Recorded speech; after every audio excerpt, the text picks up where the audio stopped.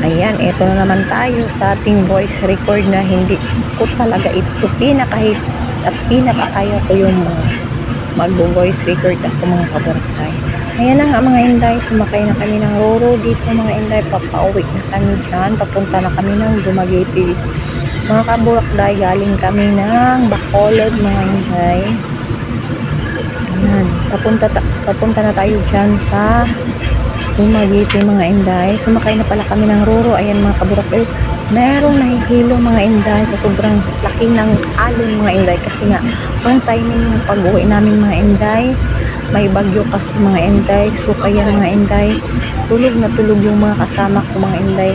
Nakita nyo naman mga inday, oh, tulog na tulog sila mga inday.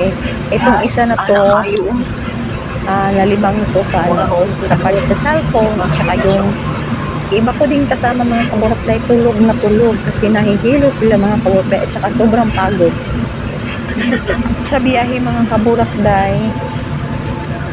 Ayan mga inday, ayan mga inday, o yung kasama ko tulog na tulog din siya. Ayan, ang lalaki ng alon dito mga inday, grabe. Buti nga yung isang manuga, yung sister-in-law ko and mother-in-law ko inday, mga inday, hindi nahihilo mga inday, katamtaman lang yun, nakatulog lang sila sa sobrang pagod mga kaburakday.